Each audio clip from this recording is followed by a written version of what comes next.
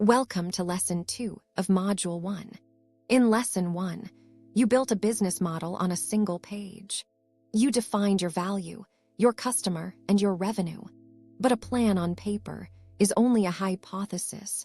Now we ask the hardest question in business. Will real people actually pay for this? This lesson is about proof, identity, and standing out from the crowd. Let's start with market validation. Validation is the process of confirming real demand. It means proving that real people will pay real money. And crucially, proving it before you invest months of your life. So many creatives build first, and only then go looking for buyers. That is the single most common way creative businesses fail. Months of beautiful work on something nobody ever buys. Validation is the cure. Test the demand, then build. So how do you know real demand exists? Look for 3 signals. The first signal is willingness to pay. People will say they love your idea. That feels wonderful. But enthusiasm is not validation. Only money is. Validation counts when someone commits, with payment or a deposit. The second signal is repeatable demand. One client is luck. It could happen to anyone. But 3 clients who independently found you and paid a similar price. That is a pattern, and patterns are the foundation of a business. The third signal is an underserved need, a genuine gap others are missing. You're validated when 3 unrelated clients pay, without heavy persuasion. As always, let's decode this lesson's keywords first. Positioning is the spot you deliberately choose to own in the market. A niche is one specific group you serve better than anyone else. The 4 P's are product, price, promotion, and positioning. Your mission is your purpose now, what you do and for whom. Your vision is the future your work is helping to create. Your brand is the whole impression you leave, not just a logo. And your ideal customer segment is simply your best fit client. Beginner or already trading, these words mean the same simple things. Every business competes in one of 3 broad ways. Option A is cost leadership. You compete on the lowest price, but that needs high volume and ruthless efficiency.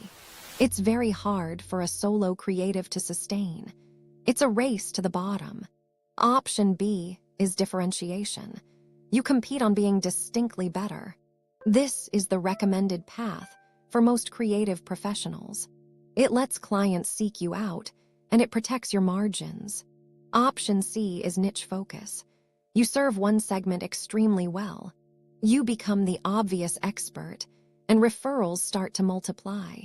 Whichever you choose it on purpose. Positioning is never an accident. So how do you gather this proof? Through focused research. And it does not require a big budget. It requires focus.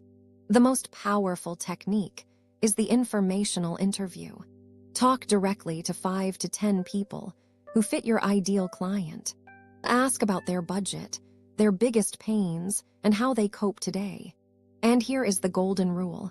Do not pitch, just listen. Note the exact words they use, because that becomes your marketing copy. Next, test your portfolio. Show sample work and gather honest reactions. Then ask the crucial question, what would you pay for this? Finally, observe clients at work. It reveals pain they can't put into words.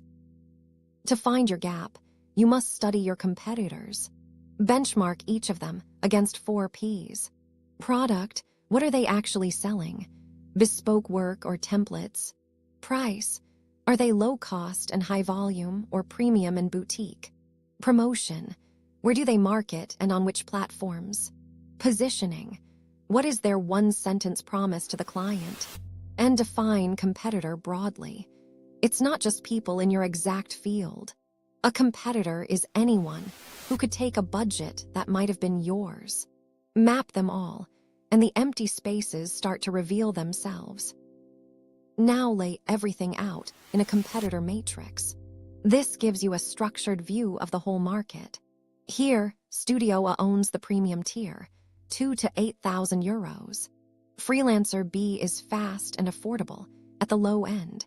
And Agency C serves big enterprises at 15,000 and up. So where do you fit? That is the whole point of the exercise. Look for the price tier that nobody currently occupies. Perhaps the mid-market, sitting between cheap freelancers and costly agencies. Or a segment nobody focuses on, like sustainable or female-led brands. Or a combination, like premium quality with a fast turnaround that no one offers. A strong identity begins with 2 short statements. The first is your mission. Your mission is the now. It answers what you do, for whom, and with what outcome. For a filmmaker, it might be to produce character-driven short films. Films that give emerging screenwriters a platform for diverse voices. The second statement is your vision. Your vision is the future. It's a bold, aspirational goal 5 to 10 years out. It answers what the world looks like because your business exists. For a designer, to be the gold standard for ethical branding. Together, these 2 statements anchor every decision you make. Here's something many creatives miss. Clients buy into who you are as much as what you deliver. A powerful story is what justifies premium pricing.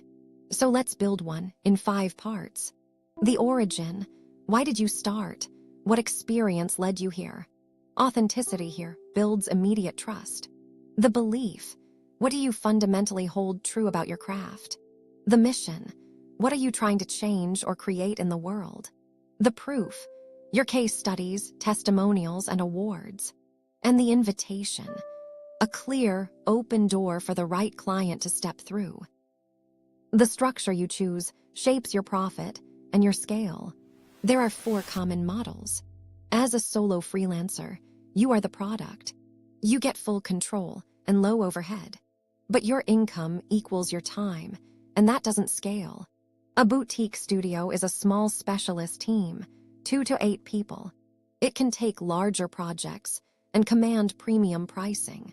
A creative agency is larger still, serving diverse clients at high scale. But it carries real operational complexity.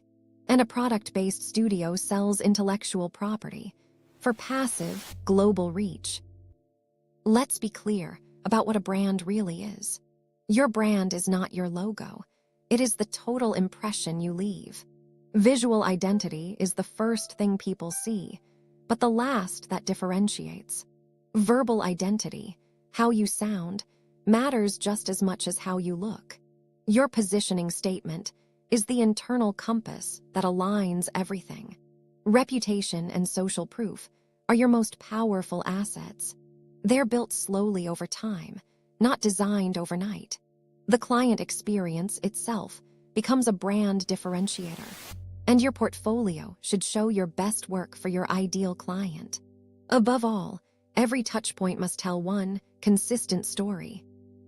Platform choice is a strategic decision, not an afterthought. Be visible where your ideal clients actually spend their time. LinkedIn suits business-to-business work and thought leadership. Instagram is home for visual creatives and aesthetic portfolios. Behance serves the design community with deep case studies. YouTube and TikTok reward educators, coaches, and makers. And your personal website is the one place you truly own. Here's the rule: own one platform deeply. Be present on 2 others, but never rely only on rented land. Algorithms change and accounts get deleted. Own your home base. Time to apply it. There are 2 exercises this lesson. First, build your own competitor matrix. Research 4 to 6 real competitors, both direct and indirect. Study each on the 4 Ps and clearly locate your gap. Second, make your positioning choice. Cost, leadership, differentiation, or niche focus. Then justify it.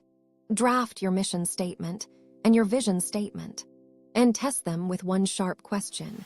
Could you name 3 clients who would pay for this right now? Let's recap this lesson. You now know how to validate real demand with real money. You've benchmarked your competitors and found your gap. You've crafted an identity, a story, and a deliberate position. You know exactly where you stand in your market. In Lesson 3, we turn that clarity into focused direction. See you in the final lesson. This project is funded by the European Union. Thank you for learning with us.